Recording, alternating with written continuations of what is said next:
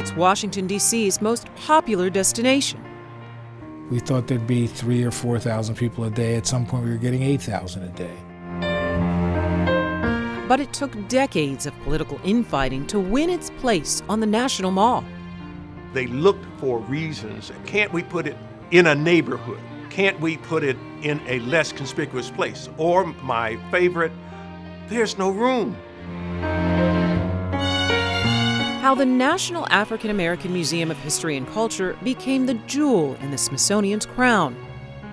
We like to be a museum that helps people grapple with the unresolved issues of race, and we want to bring in objects that help us tell those stories. Join us for Living Black History as we tour this amazing collection of treasures. People are touched by the experience because it will remain with them for the rest of their lives.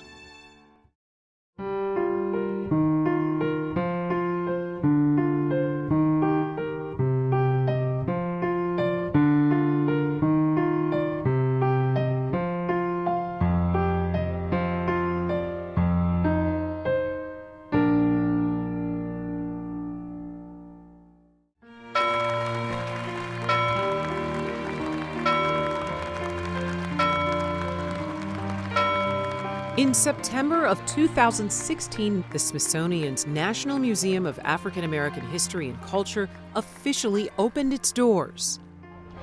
It was the fulfillment of more than 100 years of hopes and dreams. At last, African Americans had a place to celebrate their accomplishments and commemorate their history. There is nothing more noble than honoring all of our ancestors by remembering.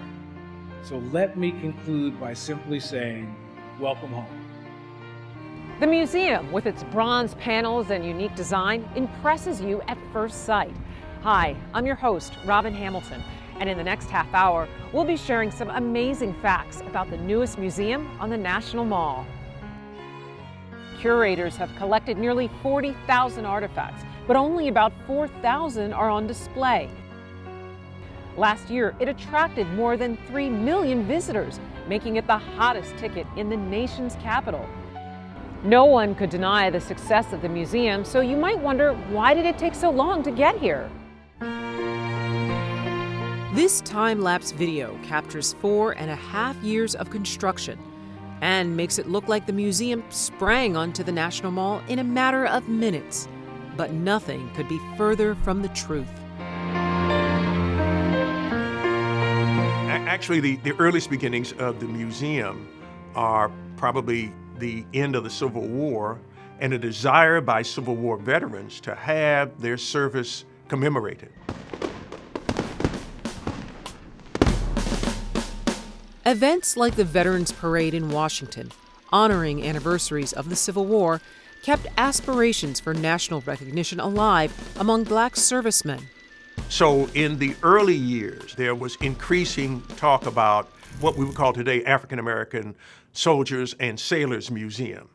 And then over time, that changes to a National Negro Memorial. 1915, we begin to see the National Negro Memorial as a huge stone building. But world events overwhelmed fundraising, and other forces worked to create obstacles. The history of the museum was affected by the Hill. And so they looked for reasons as to, well, not the right place, not the right time. What's the focus?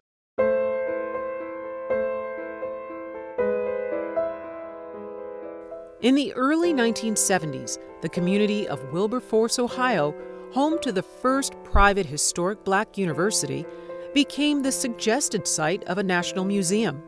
Which satisfied very few people. With all due respect to Ohio, they didn't think that Wilberforce was a great place for it. From post-'80s, we get increasing momentum to place the museum, to say at the least, in a more accessible location. Ultimately, in 2003, President George W. Bush signed the bill for the African American Museum on the Mall. It's a twisting path, the long and winding road, taking a century, but it does result in the building that we have today. That land was 250 years ago plantation land. And to have this crown there just sort of brings into sharp relief the changing status of African Americans in the history of this country.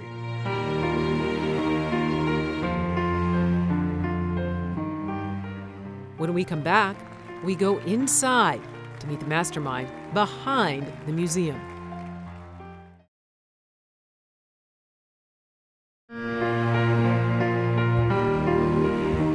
Shaped like a Nigerian crown, decorated with filigreed panels, the Smithsonian's National Museum of African American History and Culture makes a striking statement amid the other monuments on the National Mall. Inside, it tells the story of our country through African American eyes, from the depths of slavery to the heights of Black achievement. It is a breathtaking experience, and your tour guide is the museum's founding director, Lonnie Bunch. I realized that this had to be a museum that asked you to do a little work, right? I said that because I want you to reflect on the things that you see. So I felt it was really important to craft a journey, to actually give people a sense of this amazing history. So I thought it was essential to say, all right, we're going to explore this from Africa to today. Let us start at the bottom, in tight spaces. Let us remember the constriction of slavery. Let us then begin to look at how that struggle to demand freedom, how that played out. And then what we're going to do is give you an opportunity to, once you have that narrative, to go deeper into things like sport, music, film, television. The museum's journey has attracted millions of visitors, far beyond expectations. We thought there'd be 3,000 or 4,000 people a day. At some point, we were getting 8,000 a day. And maybe more than anything else is the famed dwell time. You know, in a museum, in the Smithsonian, people will spend an hour and a half in a museum. That's it. Do the whole museum in an hour and a half. Here, people spend 6, 7, 8 hours. So on the one hand, it means that people are really reading, engaging, thinking, reflecting. But it also means how you get these people through. So it's a challenge, but it's a good challenge to have. Like the old real estate maxim says, location, location, and location matters. Being on the National Mall meant everything. The mall is where the world comes to learn what it means to be an American. And the mall is a place that should give you a complete story. So it was crucially important to say this museum is worthy of all the other museums. This story is worthy of all the other histories and stories. So it was important for it to be on the mall. But secondly, the mall has been, at least since the 1920s, this amazing place where people come to change America, to demand America live up to its stated ideals, whether it was the creation of the Lincoln Memorial in the 1920s, or Marian Anderson's concert in 1939, or the March on Washington. This is the place that is sacred ground. So I thought it was important for this museum to be on that sacred ground. And the architecture of this museum was equally important. Its distinctive profile sets it apart from other, more traditional landmarks in the nation's capital. Washington, D.C. is monumental and marble. It was crucially important to have a building that had a darkness to them, because what you wanted people to realize is that America's always had a dark presence, but it was often overlooked, neglected. And the other thing that was really important was to craft a building that spoke of uplift and resiliency. And so the angles are always pointing up in an optimistic way. Inside, it's the original objects that captivate visitors and tell the story of America. And having the real things makes all the difference. The real thing has power. So in some ways, the artifact is both this wonderful symbol and representation of the past, but it also gives people comfort. So the artifact is really both a concrete manifestation of our memories, but it also stimulates us to use those memories, to share those memories, and only through the sharing do you have the growth that I think museums can provide. It is crucial to understand who we are as Americans, to understand the fullness of our history. And in some ways, this museum allowed all the who visit to understand that we are a people shaped in profound ways by race, and that the African American story isn't a separate story. It's the story that has shaped all Americans, whether they're black or not. Up next, on Living Black History, a close-up look at the collections inside the National Museum of African American History and Culture.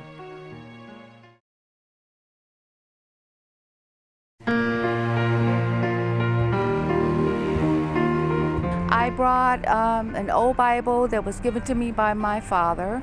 We brought an African sculpture that had been given to us by an uncle. I brought a quilt that is known as the Chase quilt.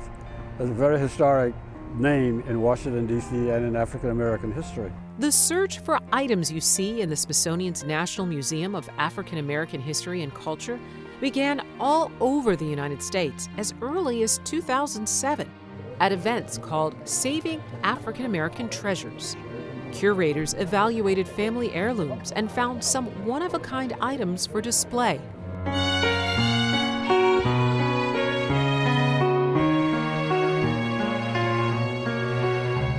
Today, the museum has amassed nearly 40,000 items, but curators had real concerns when the hunt began. I must admit we were all nervous as to whether or not we could get the items that we wanted.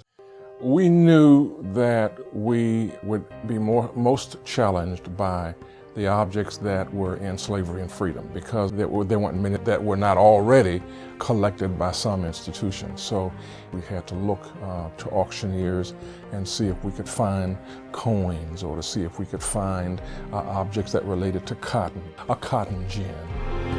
A slave cabin was an object that we were searching for. We searched high and low for, and then finally that came to us from a historical center in Edisto Island.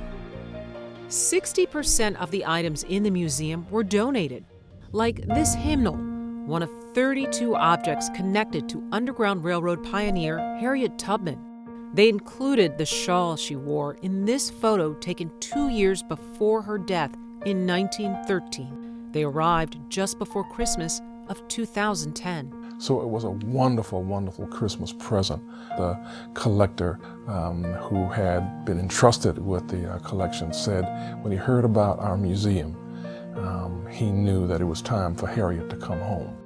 There are so many unique items in the museum, like the tower from Louisiana's infamous Angola prison. And this Pullman car from the 1920s. It acknowledges a dark chapter in American history, the Jim Crow era.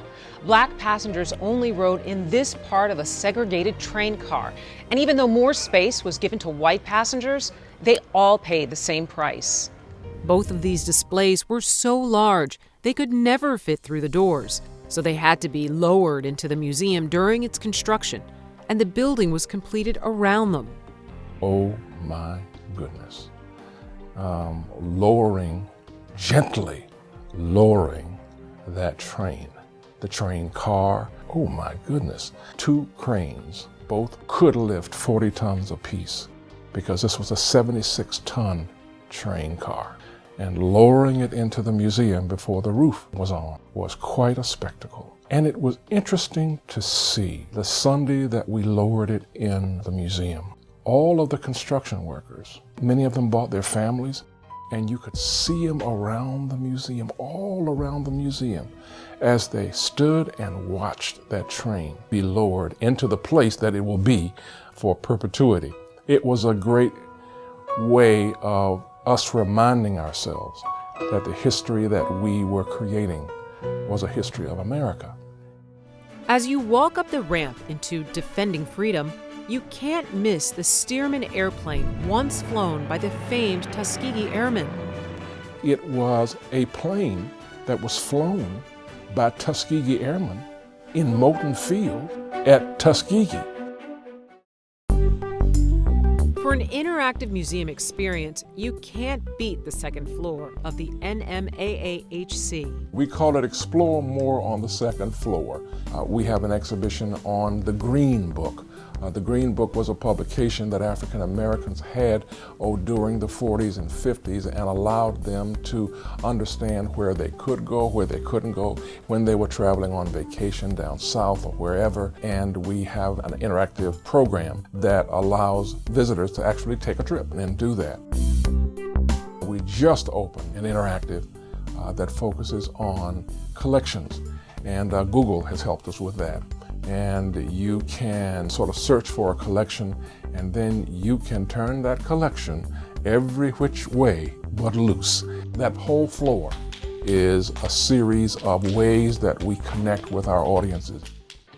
When it comes to popular collections, it's hard to compete with the Sports Gallery, but it was one of the last exhibitions to be collected. We did not want an exhibition that focused on statistics and numbers and athletic prowess. We wanted to talk about how athletics, how it connected with the African American struggle in terms of race, how there was this evolution. There were blacks who sort of broke the mold in terms of what we think athletes should be. It was how they used those skills to in some way provide upward mobility, to provide a sort of move through the glass ceiling and into a new way of looking at what could be accomplished by African Americans over time. Chuck Berry's 1973 Eldorado Cadillac greets you at the musical crossroads. But getting it here in a driving rainstorm was a challenge, according to its curator. I'll never forget, one of our young curators, Kevin Strait, he said that each time I tried to push it onto the bed of the truck, I slipped and fell in the mud. As you look at it now, it's just in pristine shape, which is how Chuck kept it. And another vehicle, of a totally different kind, also captures your attention: George Clinton's mothership. When it came in, there was an inspired response from the community and from the public that I just didn't expect. People were just wowed by the fact that we had that item. We see ourselves as a place that simply revels in African American history and culture, that helps audiences understand the global reach of African American history. And finally, we see African American history as the quintessential American history. When Living Black History continues, how the museum helps you find your family's roots.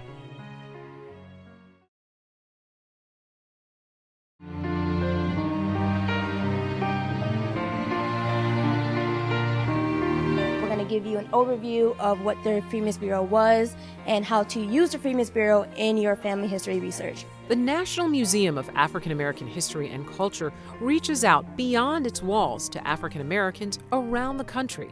It conducts community curation events like this one in Baltimore, designed to help people get in touch with their family's history and preserve their memories.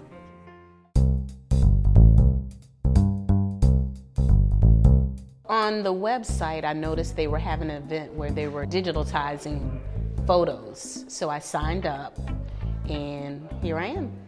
Okay. We work with people in the community to digitize their material, whether it be photos, their VHS tapes, film. And I wasn't sure, but I also have some documents. Are those possible? That sounds great. Oh, both? Okay, cool, awesome. So we'll give you a USB with all your photos. Cool. Would the museum use them for their records, or it's just for my personal use? They're for your personal use. My mom and her sister, my uncle and my great-grandmother again, that's her. This is a really special one. Yeah. This is a tintype.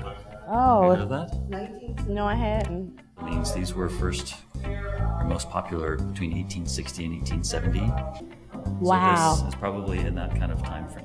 Oh my goodness, I didn't realize that. Yeah, it's a really special one. I've been tracing my family tree for a while. It's important to me because I think everybody should know the fabric of their roots, like why we act the way we do, why we like the things we do. Actually, I've traced back on my maternal side at least 4 generations. Excellent. One of the things I learned that the women in our family are very engineering minded. My grandmother's like that, her sisters, her mother. So then that gave me a better understanding of myself. And then here's the whole clan. So that's me when I was a baby. My aunt is holding me, and that's her husband. It's just like going down a rabbit's hole. We keep finding more and more information. So this is a birth certificate that I found. So this is Rosanna Mobley. The good thing was my grandmother was still alive. So a lot of stuff that I was able to find online via public records, she was able to validate them. And in the process of researching my family history, I ran across other family members. So we have this tradition now where we meet once a month and we exchange information about what we found and the people that we've met over the years. I want to thank the museum for providing us with this opportunity, and I'm just feeling so blessed right now. All right, thank you. You can share them with all your family, so I really appreciate it. They will too. Thank you. The community curation program will travel to other cities like Denver, Philadelphia, and Richmond over the next several years. You can also learn more about your family's history online and engage in other interactive experiences on the museum's website. We hope you have enjoyed our whirlwind tour of the Smithsonian's Museum of African American History and Culture. I'm Robin Hamilton. Thanks for watching.